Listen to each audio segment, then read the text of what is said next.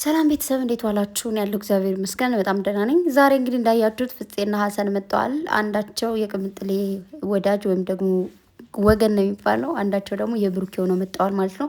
ከዚህ ጋር ሁለታቸውም ትክክል ናቸው። እንደ ወኪል ከሆነ ብሩኬን ወክሎ ወይም ደግሞ ቅምጥሌን ወክለው ከሆነ ልክ ናቸው።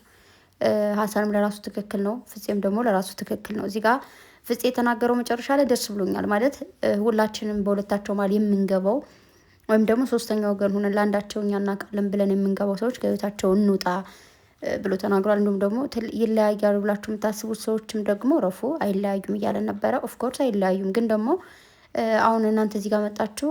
ማን ነው ሀሰን መጥቶ ብሩኬ ትክክል አይደለም፣ ምንድን ነው መታየት አለበት ነው ያለው፣ ጤነኛ አይደለም። ከዛ ደግሞ ሀሰን ደግሞ ማን ነው ፍፄ ደግሞ አንተም ትክክል ጤነኛ ነው ወይ መጀመሪያ አንተ ታይ ምናምን። ያው እንዳያችኋቸው እንግዲህ ጭቅጭቅ ላይ ናቸው ሁለታቸውም አልተስማሙም ማለት ነው። ምክንያቱም ያው ከህይወታቸው ውጣ ነው ያለው ፍፄ እንደሰማችሁት።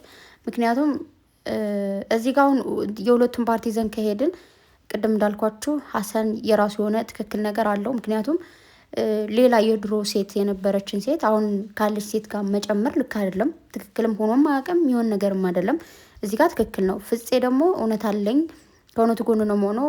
ብሩኬ ደግሞ በሚናገር ቀን ራሱ በፈለገ ቀን ደግሞ እውነቱን ይናገራል ነው ያለው። ልክ ነው ደግሞ ማለት ሁሉም ሰው እውነታው የሚናገርበት የራሱ ቀን አለው። ገባችሁ? ሁሉም ሰው የራሱ የሆነ እውነት ሊኖረው ይችላል። ያን እውነት ወይም ደግሞ የራሱ ማውራት የሚፈልጋቸው ነገሮች ደግሞ ጊዜውን ጠብቀው ነው ማውራት የሚፈልገው አይደለ እንዴ? ዝም ብሎ ብድግ ተብሎ ሰው እከሌ አውራ ስላላችሁ ወር ደግሞ አውሪ ስላለቻችሁ ወር ደግሞ ስላላችሁ ብድግ ብላችሁ የምታወሩት ነገር የለም፣ አይኖርምም፣ መሆንም የለበትም።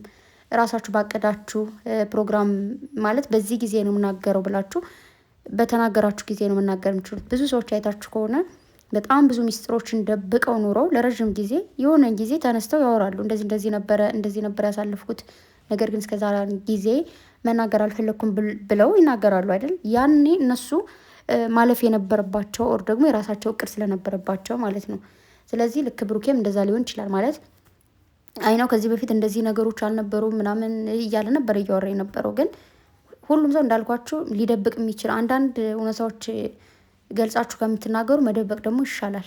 የራሱ የሆነ አንዳንዴ እውነትና ውሸት የሚቀላቀልባቸው ወይም ደግሞ ግራ የሚያጋባችሁ ጊዜ አለ። በውሸት የምታልፏቸው ቀናቶች ይኖራሉ። ወር ደግሞ እውነቱን ተናግራችሁ ደግሞ አንዳንድ ነገሮች ልታጡ ትችላላችሁ። ገብቷችሁ ያለምላችሁ። ስለዚህ ፍፄም ማን ነው ሀሰንም የራሳቸው እውነት ይኖራቸዋል። ግን ደግሞ ሁለታቸውም ደግሞ ከቅምጥሌም ከብሩኬም ህይወት ያን ያክል አስፈላጊ ናቸው ብዬ አላስብም። ምክንያቱም ሁለታቸው ህፃን አይደሉም። ቅምጥሌም ብሩኬም ራሳቸው የሚያውቁ ራሳቸውን በቃ እንዴት ነው ከራሳቸው በላይ ለሰው መኖር የሚችሉ ልጆች ናቸው። ግዴታ መመከር መዘከር ምናምን የሚያስፈልጋቸው ሰዎች ስላልሆኑ ማለት ነው። አንደርስታንድ አደርጋችሁኝ እንጂ ሁሉም ሰው ለራሱ ትክክል ነው። ማንም ሰው ለራሱ ስህተት ነኝ ብሎ አያስብም። ኦኬ ሶ ሀሰንም እዚህ ጋር መጠ ጓደኛ ጋር መጣላት ወር መጨቃጨቅ ደግሞ ምንድነው እስር ቤት አስገባለሁ ላይ ያለው ነበረ። ታስረ እስከዛ እስኪጣራ ተብሎ እንትን እንድትል ስላልፈለግኩ ነው እንጂ አሳስራለሁ ምናምን እያለው ነበረ። ፍፄ ደግሞ የራሴ እውነት አለኝ ብሏል። ግን ሁለታችሁም በሁለታቸው በቅምጥሌም በብሩኬ መሀል ገብታችሁ ከምትጣሉና ከምትጨቃጨቁ እኔ ለብሩኬ እኔ ለቅምጥሌ ከምትሉ ሁለታችሁም ነው ግናችሁ ማስተካከል ያለባችሁን ነገር ብታስተካክሉ ባይ ነኝ። ከእናንተ በላይ ደግሞ ሁለታቸው ቆም ብለው ቢያስቡ እዚህ ጋር ሀሰን ስላላቸው ኦር ደግሞ ፍፄ ስላላቸው ኦር ሌላ ሰው ስላላቸው ሳይሆን ህይወታቸውን ራሳቸው ማንበብና መናበብ አለባቸው እያስባለሁኝ።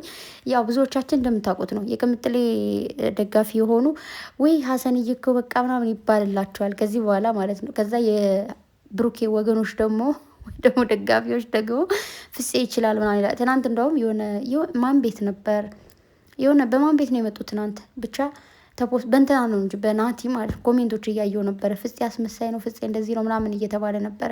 ግን እንዳልኳችሁ ሁሉም ሰው ለምሳሌ በዚህኛው በኩሉ ናቸው የሆነ ነገር ስታዩ ቪው እና በዚህኛው ብቻ በቀኝ በግራው ናችሁ ስታዩት ሁሉም የራሱ የሆነ ልክ አለው። ገባችሁ? የሆነ ነገር ላይ ስትከራከሩ ቆይታችሁ ግን ያ ሰው ካለበት ቦታ ላይ ሆናችሁ ስታዩት ማለት ነው ልክ ሊሆን ይችላል። እና ቆም ብለን ብናስብ የሆነን ሰው ለመተቸት አይነው ለመተቸት ይቀላል አስተያየት ከመስጠት ኦር ነገሮችን ዝም ብሎ ከማለፍ ምናምን ዘለን አንዱን መተቸት ምናምን እሱ ይመቻል። አንዱን ወግናችሁ መናገር እንደዛ ከመሆን ግን